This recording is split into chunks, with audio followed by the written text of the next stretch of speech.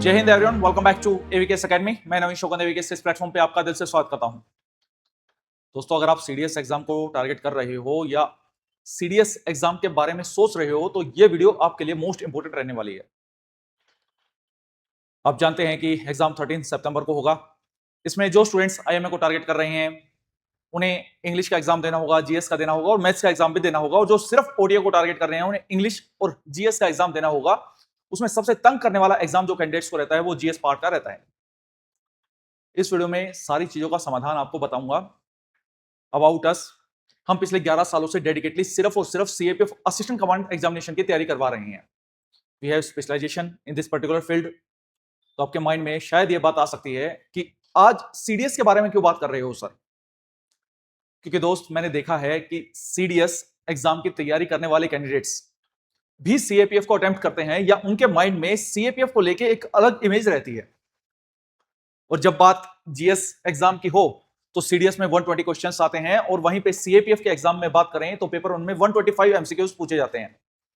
उसमें जो general studies का सिलेबस है वो ऑलमोस्ट सेम है, लेकिन एग्जाम का लेवल है उसमें डिफरेंस देखने को मिलता है। सीएपीएफ का एग्जाम का लेवल कहीं यहां पे स्टैंड करता है, वहीं पे सीडीएस एग्जाम का लेवल यहां पे स्टैंड करता है। वहीं पे सिलेक्शन प्रोसेस की बात करें तो सीडीएस में एसएसबी प्रोसेस सीएपीएफ सिलेक्शन से अलग हो जाती है। और एसएसबी में हम सब जानते हैं कि आपको वेरियस स्टेजेस क्लियर करनी होंगी, तभी फर्दर मेडिकल होगा और बाद में मेरिट बनेगी, जो अपने आप में एक डिफिकल्ट प्रोसेस है। एसएसबी में काफी सारे इश्यूज स्टूडेंट्स फेस करते हैं, समटाइम्स साइकोलॉजी से रिलेटेड कि उन्हें समझ में नहीं आता वो कौन से पार्ट में गलती कर रहे हैं। वो उनका पीपीटीटी वाला पार्ट सही नहीं है, टेट सही नहीं है, वेट सही नहीं है, एसआरटी सही नहीं है, या सेल्फ डिस्क्रिप्शन टेस्ट में वो इशू उनको आ रहा है। हम देखते हैं लार्ज स्केल पे स्टूडेंट्स का जो फिल्ट्रेशन होता है वो एसएसबी प्रोसेस में होता है, लेकिन सीएपीएफ में वो एग्जाम प्रोसेस में हो जाता है। तो सर, अभी इस चीज के बारे में क्यों बात कर रहे हो? ये बातें तो हम कुछ हद तक जानते हैं। मैं दोस्त इसलिए बात कर रहा हूं क्योंकि आपके एग्जाम में जो पर्टिकुलर जीएस का एग्जाम है उसमें वेटेज कुछ इस तरीके से रहने वाली है। हिस्ट्री में आपके 18 से 20 क्वेश्चन आएंगे, पॉलिटी में 10 से 11 क्वेश्चन आएंगे, एनवायरमेंट में लगभग 25 क्वेश्चन आएंगे, ज्योग्राफी और एनवायरमेंट मिला के। साइंस में 30+ क्वेश्चंस देखने को मिलते हैं, उसमें physics, chemistry, bio 3-4 question, technology वाले पार्ट से, कंप्यूटर से भी 3-4 क्वेश्चन देखने को मिलते हैं, इकोनॉमी के 10 से 11 क्वेश्चन और करंट अफेयर बेस्ड 20 के आसपास क्वेश्चन देखने को मिलते हैं, और 4-5 क्वेश्चन मिसलेनियस कैटेगरी के आ जाते हैं। टोटल 120 एमसीक्यूज आपको सीडीएस एग्जाम में देखने को मिलते हैं। वहीं पे सीएपीएफ की बात करें तो इसमें मैथ्स रीजनिंग ऐड होके ये नंबर 125 हो जाता है। हाल ही में अभी एग्जाम हुआ था 19 जुलाई को सीएपीएफ असिस्टेंट कमांडेंट का। उसमें कैंडिडेट्स की रिवीजन करवाने के लिए हमने एक प्लेलिस्ट बनाई थी।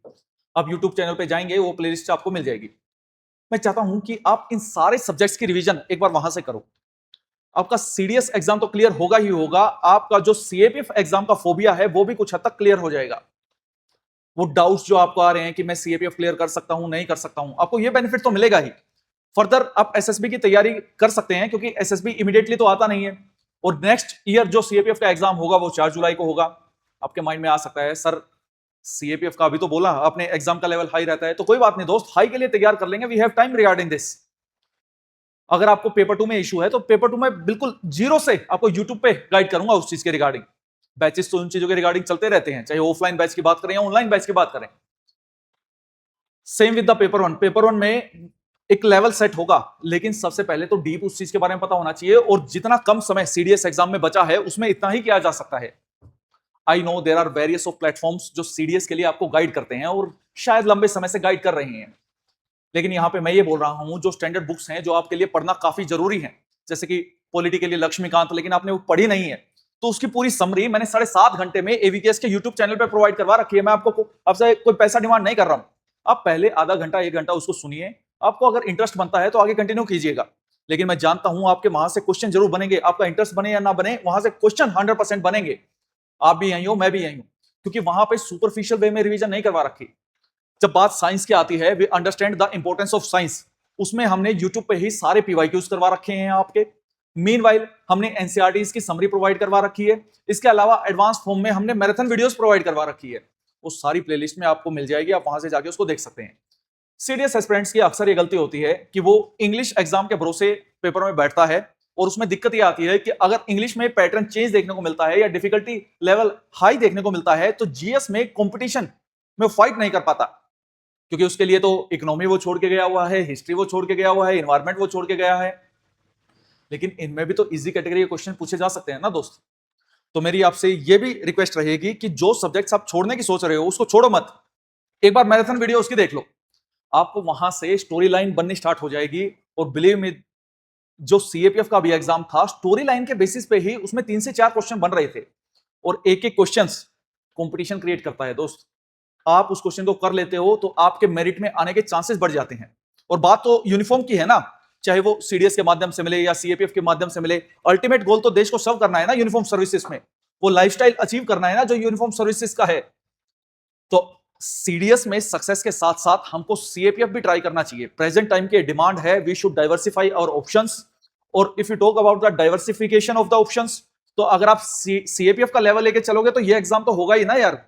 हालांकि फाइनल सिलेक्शन में मैं इस बात से कंप्लीटली एग्री करता हूं कि फाइनल सिलेक्शन में प्रोसीजर अलग है, एसएसबी की डिमांड मीट करनी है तो प्रोसीजर अलग है। लेकिन जब आप यहां का सीएपीएफ का पेपर 2 तैयार करोगे तो definitely it will help you in lecturette part, आपका इंटरव्यू में वो हेल्प करेगा और बहुत चीजों में हेल्प करेगा।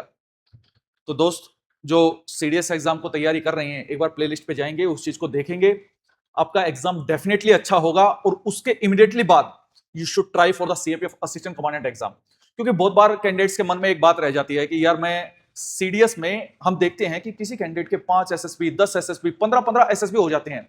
कोई टेक एंट्री, कोई NCC entry, CDS entry, AFCAT entry, इतनी सारी एंट्रीज से वो एसएसबी प्रोसेस में जाता है।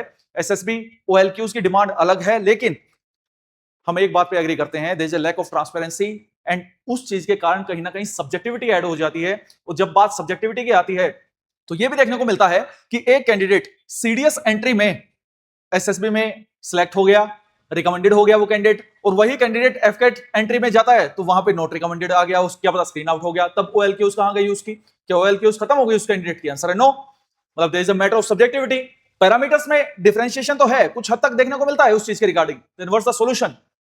दोस्त, उस चीज की एक अपनी तैयारी है, वो हम साथ में लेके चलेंगे। लेकिन एक ऑप्शन आपके पास ऑफिसर बनने का सीएपीएफ असिस्टेंट कमांडेंट के रूप में भी है। यहां पे सिलेक्शन आपके हाथ में है, यहां पे सब्जेक्टिविटी नहीं है।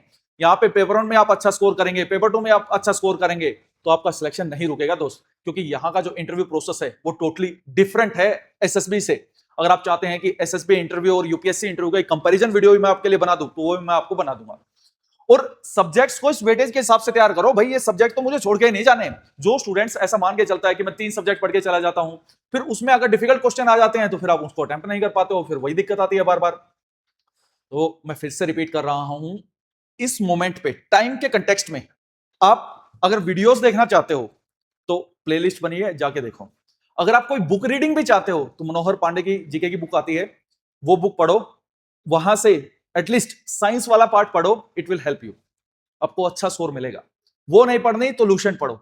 और इस टाइम पे बुक्स नहीं पढ़ रहे हो तो पीवाईक्यूज करो। पीवाईक्यू के रिगार्डिंग मैंने साइंस की बता दी, आपको वीडियो है, एनसीईआरटीज की है, 12th क्लास की हिस्ट्री की थीम्स की as it is line by line पूरा यूट्यूब पे पढ़ाया हुआ है। 7-8 घंटे का काम है यार, 2 दिन में 1 दिन में हो जाएगा सारा। तो क्यों नहीं कर रहे हैं उसको? क्योंकि उसके बारे में अवेयरनेस ही नहीं है। वो अवेयरनेस आपको मिल सके, उसकी इंपॉर्टेंस आप जान सको, इसीलिए मैं ये वीडियो बना रहा हूं। फिर भी देखो यार, हमारा तो कोई कोर्स आता नहीं है सीडीएस में, तो उसमें मेरा कोई सेल्फ इंटरेस्ट भी नहीं है। मेरा बस यही है कि आप इस एग्जाम के लिए ट्राई कर रहे हो तो अब जितना लास्ट मोमेंट पे एफर्ट लगा के आउटपुट मैक्सिमम लेके आ सको, वही मेरी चाहत है इस चीज में, और इसी डायरेक्शन में मैं काम कर रहा हूं। इसके बाद हम फर्दर चीजों को प्लान करेंगे।